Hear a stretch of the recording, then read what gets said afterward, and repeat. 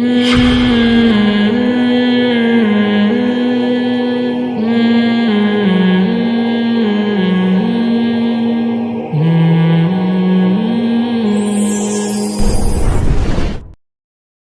آمد آمد ہے، گلیوں میں آپ کو جانور نظر آ رہے ہیں، منڈیاں بھری ہوئی ہیں، 2 دانت 4 دانت 6 دانت، سینگوں کی گھسائی کا کام عروج پر ہے۔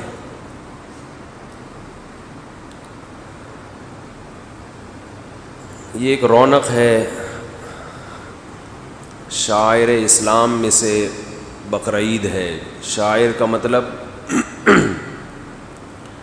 کوئی بھی ایسا کام، ایسی علامت جسے دیکھ کر فوراً کسی دوسری شے کا تصور ذہن میں آتا ہے۔ آپ نے دیکھا ہوگا کمپنیوں کا ایک ٹریڈ مارک ہوتا ہے، لوگو ہوتا ہے۔ وہ لوگو کیوں ہوتا ہے؟ تاکہ وہ شکل، وہ صورت، وہ تصویر جب آپ دیکھیں تو فوراً آپ کے ذہن میں آئے کہ یہ کمپنی کی یہاں کوئی برانچ موجود ہے، آپ کو وہ تلاش کرنے میں آسانی ہو، مشکل نہ ہو۔ جب ہم پیٹرول ڈلوانے کے لیے جاتے ہیں، پیٹرول کو اردو میں پیٹرول ہی کہتے ہیں، انگلش میں پیٹرول کہتے ہیں، تو لوگ کہتے ہیں پیٹرول نہیں ہوتا، پیٹرول ہوتا ہے، اردو میں پیٹرول ہی ہوتا ہے۔ ہر زبان نا کسی بھی لفظ کو جب گود لیتی ہے تو وہ اپنے حساب سے کانٹ چھانٹ کر کے لیتی ہے، وہ اپنے لب و لہجے میں ڈھالتی ہے اس کو۔ تو اس میں زیادہ ٹینشن لینے کی ضرورت نہیں ہوتی، جب وہ ایک لفظ آ گیا اس میں تو آ گیا۔ اب کہتے ہیں نا بم پھٹائے، تو بم تو نہیں بوم ہوتا ہے، بوم پھٹائے، تو بھئی اردو میں وہ بم ہی ہے، بس دعا کرو پھٹے نہیں، چاہے وہ بم ہو یا وہ بوم ہو، اس پہ زیادہ فوکس کرو کہ پھٹے نہیں۔ کوئی بم کو بوم کو بم کہہ رہا ہے تو بھی چلتا ہے۔ تو آپ پیٹرول ڈلوانے کے لیے جب گزرتے ہیں تو فوراً پتہ چل جاتا ہے پی ایس او کا ہے یا شیل کا ہے، فوراً پتہ چلتا ہے۔ حالانکہ ابھی آپ نے پڑھا بھی نہیں ہوتا، کلر سے اندازہ لگا لیتے ہیں، بھائی ریڈ کلر آ رہا ہے، یہ ڈیزائن آ رہا ہے تو شیل کا ہوگا، بلیو کلر آ رہا ہے، یہ ڈیزائن آ رہا ہے تو کس کا ہوگا؟ KFC کے برگر دور سے ہی آپ کو بلڈنگ دیکھ کے پتہ چل جاتا ہے، وہ بندہ کھڑا ہوا بتا نہیں رہا ہوتا کہ یہ KFC کا ہے۔ میک ڈونلڈ کے اپنا ایک لوگو ہوتا ہے۔ تو ہر مذہب کا بھی ایک شعار ہوتا ہے، خاص علامت ہوتی ہے جسے دیکھ کے فوراً پتہ چلتا ہے کہ یہ اس مذہب کا ماننے والا ہے۔ اور شعار ایک نہیں ہوتا، بہت سارے بھی ہوتے ہیں، یہ بھی علامت ہے، یہ بھی علامت ہے، یہ بھی علامت ہے۔ پہلے زمانے میں جتنے بھی عیسائی ہیں اپنے گلے میں صلیب کا نشان لازمی لٹکاتے تھے۔ یہ جو صلیب ہے، کراس ہے، اسے دیکھ کے اندازہ ہوتا تھا یہ عیسائی ہے۔ اب نہیں لٹکاتے، اب لبرل ہو گئے ہیں، جیسے ہمارے بہت سے مسلمان اب لبرل ہو گئے ہیں، وہ کہتے ہیں چلتا ہے۔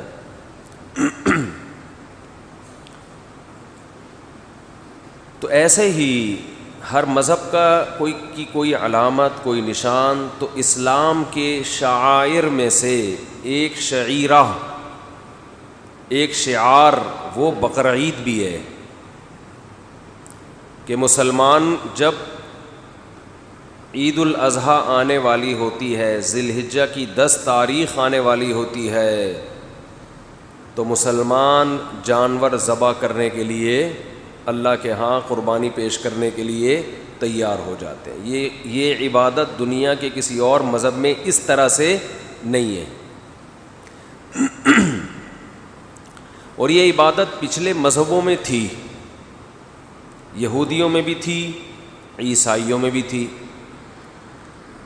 مگر یہود و نصارہ میں جو فنٹر قسم کے علماء پیدا ہوئے، جنہوں نے جو لبرل قسم کے نا، جنہوں نے ہر چیز کو لاجک اور ایکچولی یہ تو اس لیے تھا، ان کے ہاں جب لبرل لوگ پیدا ہوئے نا تو ایسے مولانا بھی پیدا ہوئے جنہوں نے ان لبرل لوگوں کو خوش کرنے کے لیے دین اور مذہب میں کانٹ چھانٹ بولو شروع کر دی کہ پبلک خوش رہے.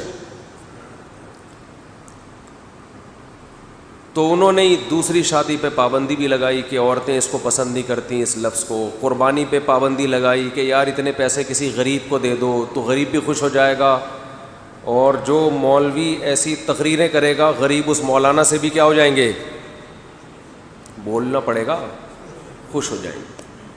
اگر میں یہ بیان کروں کہ جتنے کا آپ کٹا لے کر آ رہے ہو ایک بچھڑا, اتنے پیسے کسی غریب بیٹی کو جہیز دے دو, ایک مثال دے رہا ہوں, تو لبرل لوگ اس نعرے سے بہت زیادہ خوش ہوں گے کہ یار زبردست بات کی, point to be noted, point کی بات کی ہے مفتی صاحب نے. انسانیت کی خدمت ہمارا نصب العین ہونا چاہیے. تو لاجک لاجک لاجک ہر چیز کی وہ تلاش کر کر کے دین اور مذہب کا کیا کر دیا انہوں نے, بیڑا غرق کر دیا. آج بھی ہمارے یہاں کچھ اسی قسم کی چیزیں چل رہی ہیں. یہ جو قربانی ہے نا, قربانی بقرعید کی, اس کا ایک بہت بڑا فلسفہ یہ ہے. تو میرا گلا پتہ نہیں کیوں آج نہیں, پانی سے اس کا کوئی تعلق نہیں ہے.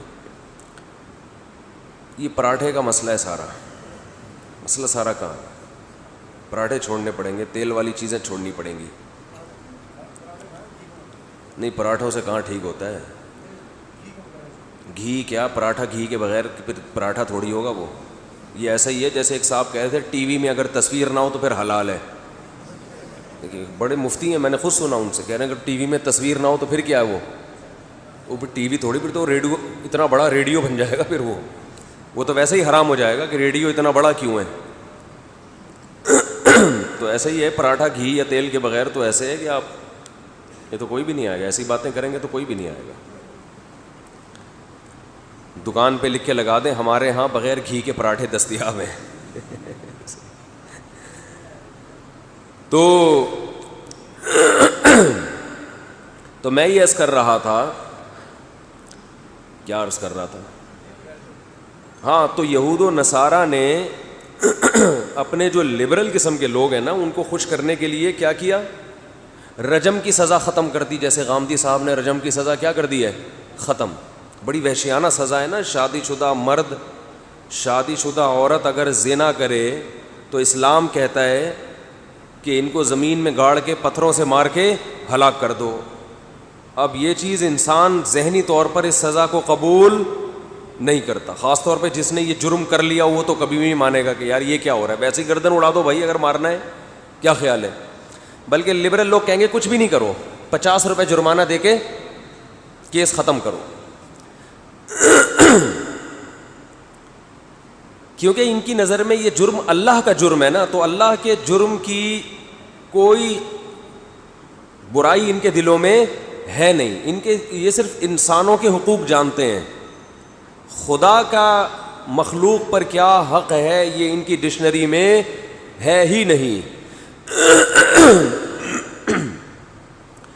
تو یہود و نصارہ نے بھی یہ حرکتیں کی ہیں, اور نبی صلی اللہ علیہ وسلم نے فرمایا لَتَتَّبِعُنَّ سُنَنَ الَّذِينَ مِن قَبْلِكُمْ, میری امت بھی پچھلے لوگوں کو فالو کرے گی. یعنی اس امت میں بھی ایسے علماء پیدا ہوں گے جو وہی حرکتیں کریں گے جو کنہوں نے کی ہیں, یہود و نصارہ نے. فرق یہ ہے کہ یہود و نصارہ میں سارے غلط ہو گئے تھے, جبکہ نبی نے یہ خوشخبری دی ہے کہ میری امت گمراہی پہ جمع نہیں ہو سکتی. اس میں دونوں چیزیں چلیں گی, اہل حق بھی اور اہل باطل بھی. سارے اہل باطل نہیں ہو سکتے. اگر کوئی ایسا دین پیش کر رہا ہے جس سے یہ تصور آ رہا ہے کہ یہ سارے غلط تھے اور میں صحیح ہوں, تو اس کا مطلب یہ 100% غلط ہے, کیونکہ سارے غلط نہیں ہو سکتے. بلکہ نبی کی حدیث کا مفہوم ہے ظاہرین علی الحق, ایک جماعت حق پر غالب رہے گی. یعنی وہ چھوٹی جماعت نہیں ہوگی بلکہ بہت بڑی جماعت ہوگی.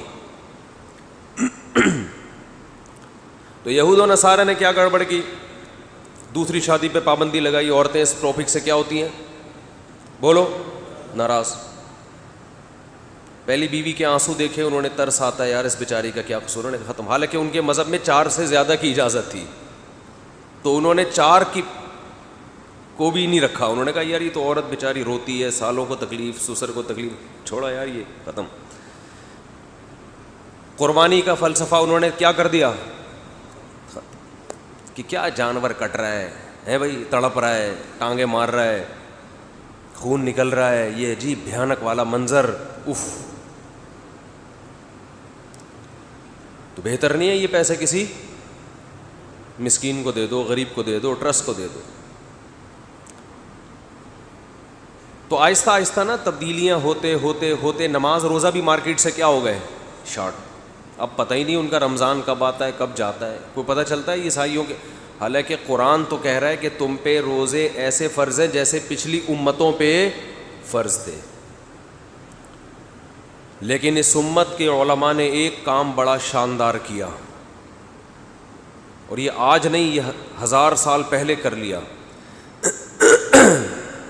اس دین کو تحریف سے بچانے کے لیے اس امت نے یہ کام کیا کہ صدیوں پہلے فقہا نے جو ریسرچ اور تحقیق کر کے کتابوں میں لکھ دی, قرآن و سنت کی جو تحقیق, اور وہ پوری امت نے اس کو قبول کیا. تو اس امت کے اکثر علماء نے فتویٰ دیا کہ اب انہی میں سے کسی ایک تحقیق پر عمل کیا جائے گا, مزید کوئی 5ویں تحقیق کرنے کی اجازت نہیں ہے, تاکہ تحقیق کے نام پہ لوگ قرآن و سنت سے دور نہ ہو جائیں. سمجھ میں آ رہی ہے بات کہ نہیں آ رہی ہے؟ ان میں سب سے پہلے جو ریسرچ کا کام تھا, تحقیق کا کام, وہ عبداللہ بن مسعود رضی اللہ تعالی عنہ کے شاگرد, ان کے شاگرد ابراہیم نخعی, ان کے شاگرد حماد, ان کے شاگرد امام ابو حنیفہ نے شروع کیا. باقاعدہ فقہ کو ریٹن فارم میں لانا, بولو بھائی, شروع کیا کہ قرآن و حدیث کی ریسرچ کو ابھی کیا کرنا چاہیے, کتابی شکل میں بند, مسائل کو ترتیب سے لکھ لینا چاہیے. یہ حلال ہے, یہ حرام ہے, یہ جائز ہے, یہ کیا ہے, یہ ناجائز. وضو کے احکام, نماز کے احکام, زکوٰۃ کے احکام, حج کے احکام, روزے کے احکام, غنیمت کے احکام, نکاح کے احکام, طلاق کے احکام, وراثت کے احکام, کتاب الحدود, سزاؤں کے احکام, ریاستی قوانین, یہ تمام چیزیں فقہ کی کتابوں میں کیا ہو گئیں, ریٹن فارم میں لے آئے. یہی کام امام شافعی نے بھی کیا جو امام ابو حنیفہ کے شاگرد تھے. یہی کام امام مالک نے بھی کیا. یہی کام امام احمد ابن حنبل نے بھی کیا, اور بھی فقہا نے یہ کام کیا, مگر امت نے ان چاروں کو جس طرح سے قبول کیا کسی اور کو یہ مقبولیت نہیں ملی, کیونکہ ان کے دلائل بڑے وزنی اور جاندار تھے. تو جب یہ 4 فقہ وجود میں آئے, ان میں کچھ مسائل میں اختلاف بھی تھا, اتفاق بھی تھا. تو اس وقت کے تمام علماء کا یہ فتویٰ آج بھی کہ اب اگر کسی نے اسلام کو فالو کرنا ہے تو اس کی تحقیق اگر ان چاروں فقہا سے ٹکرائے گی تو اس تحقیق کو کہاں, دیوار پہ دے مارا جائے گا. وہ اس کی اپنی رائے ہوگی, وہ اسلام بولو نہیں ہوگا. اب اگر کوئی یہ سوال پوچھتا ہے نا کہ قرآن میں کہاں لکھا ہے کہ ان چاروں کو فالو کرو, یہ بالکل ایسے ہی جاہلانہ سوال ہے جیسے کوئی یہ کہے کہ قرآن میں کہاں لکھا ہے کہ وہ حدیث کو صحیح مانو جو امام بخاری نے جس کو صحیح کہا ہو. قرآن میں کہاں لکھا ہے کہ مصحف عثمانی کو فالو کرو, جو حضرت عثمان نے قرآن مرتب کیا تھا اس کو فالو کرو, کہیں لکھا ہے قرآن میں؟ بولو بھائی.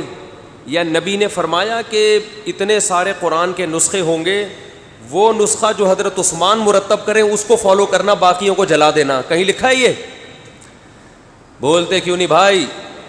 حضرت عثمان کے دور میں ہر آدمی نے اخپل طریقے سے قرآن لکھا ہوا تھا, ہر ایک کی ترتیب دوسرے سے بولو نا ڈیفرنٹ تھی, مختلف تھی. حضرت حذیفہ نے حضرت عثمان کو خط لکھا کہ امت کو آپ اس اختلاف سے بچائیں جو یہود و نصارہ میں ہوا تھا. ان کی تورات میں تحریفیں شروع ہو گئیں, تو اس امت میں بھی قرآن میں کیا ہوں گی, لڑائیاں. ہر آدمی کی اپنی ترتیب ہے, ایک ترتیب پہ قرآن جمع ہونا چاہیے. حضرت عثمان نے صحابہ کو جمع کر کے ایک ترتیب پہ قرآن مرتب کیا اور باقی تمام نسخے جلا دیے, ختم کرا دیے. حالانکہ نبی نے اس کا حکم بولو نہیں دیا تھا. اور یہ جو قرآن ہم جس ترتیب سے ہم پڑھتے ہیں, پہلے سورہ بقرہ, آل عمران, نبی نے یہ ترتیب متعین بولو نا نہیں کی ہے.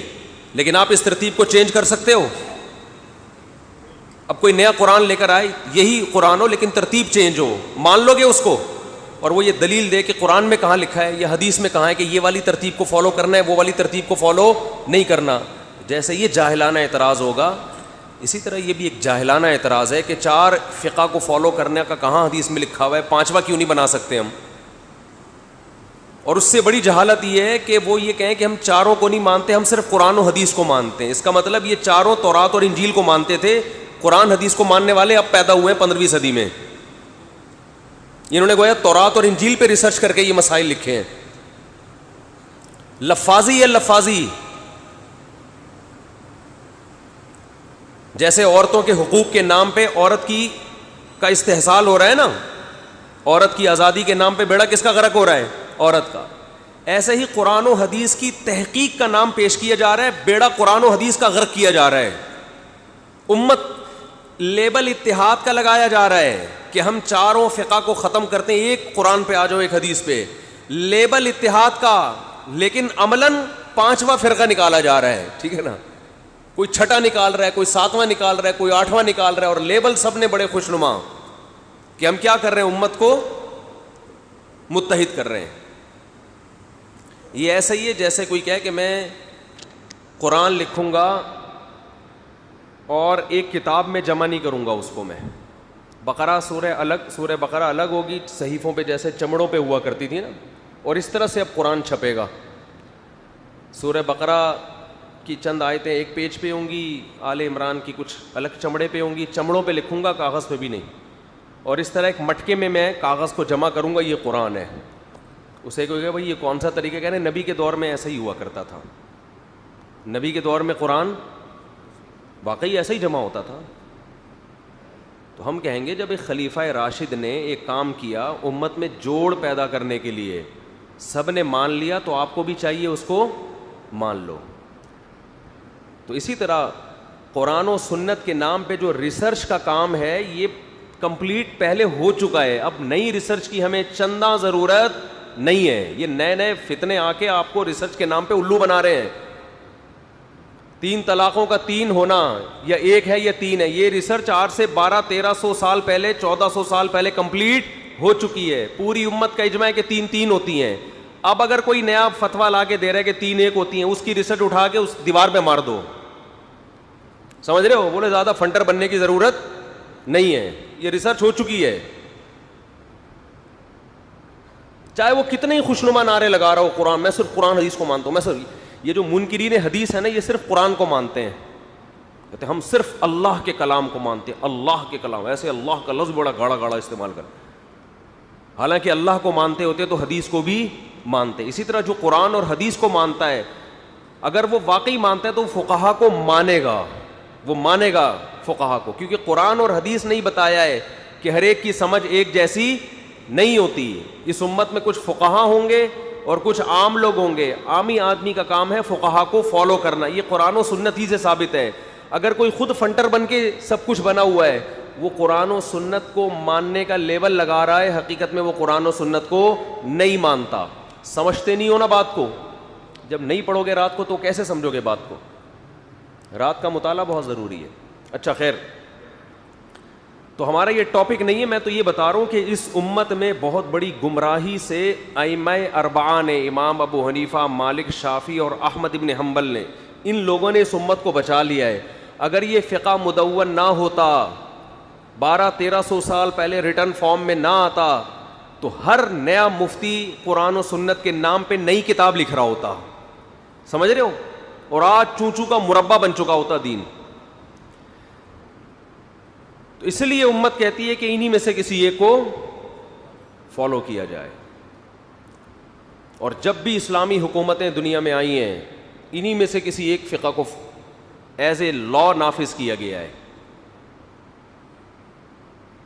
افغانستان میں جب سے اسلام آیا فقہ حنفی ہے, آج بھی ہے, لا کا حصہ ہے.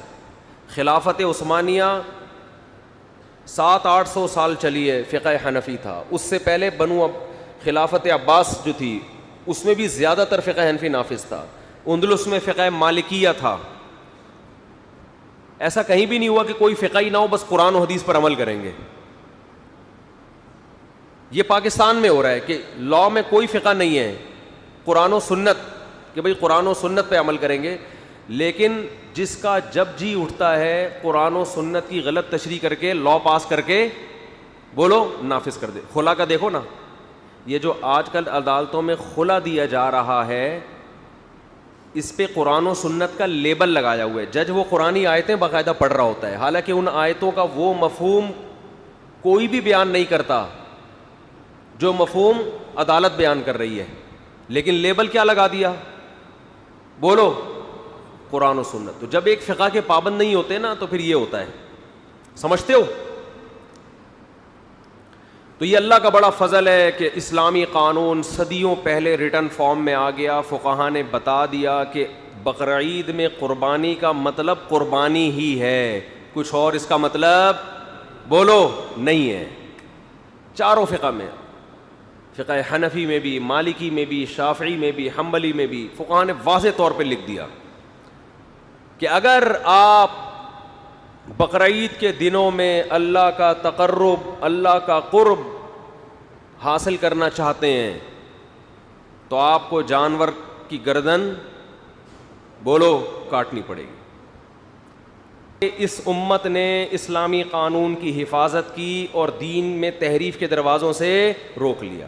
اب قربانی کا مطلب کیا ہے, قربانی جانور کٹے گا. اتنے پیسے کسی غریب کو دیں گے تو قربانی ادا نہیں ہوگی, لیکن یہ 3 دن تک سہولت ہے, 10, 11, 12. چوتھے دن جانور کاٹنا عبادت نہیں ہے, 5ویں دن جانور کاٹنا عبادت نہیں.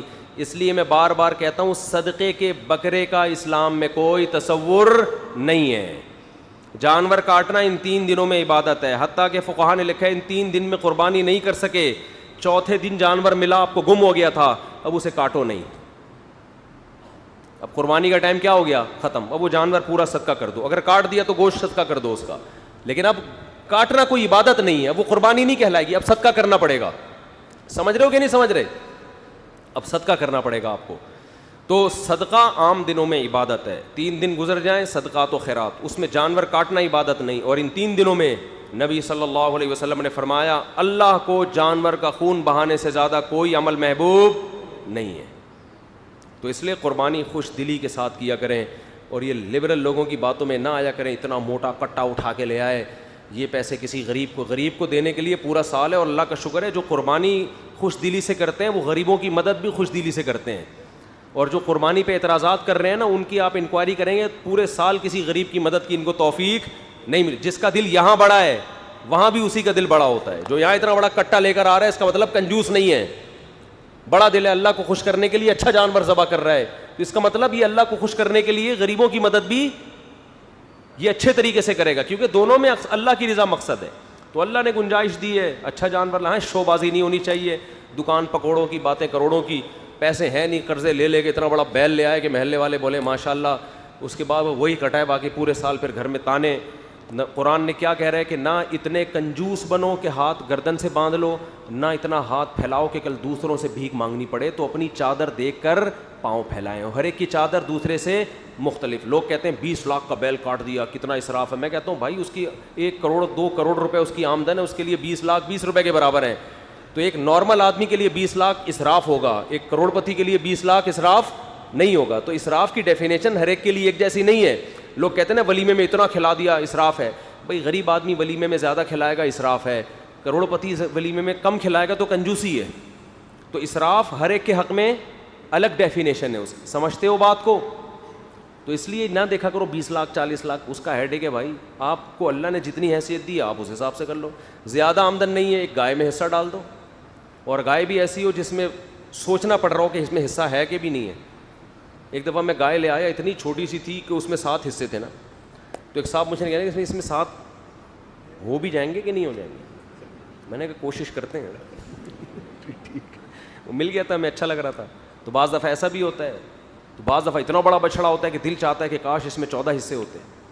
تو جیسی اللہ نے اوقات دی ہے، حیثیت دی، اس حساب سے لے کر آؤ. اپنی حیثیت کو ملحوظ رکھو اور خوش دلی کے ساتھ قربانی کیا کرو. اور جانور پہلے لے آؤ تاکہ اس کی کھلائی پلائی بھی ہو، صحیح ہے نا، اس کو نہلائی دھلائی بھی ہو، اس کے ساتھ سیلفیاں بھی ہوں، ٹھیک ہے نا، اور اس سے تھوڑی محبت بھی پیدا ہو جائے. جب محبت ہوگی تو کٹنے میں تھوڑا غم زیادہ ہوگا، تو اس میں قربانی کا عنصر بھی تھوڑا زیادہ ہے.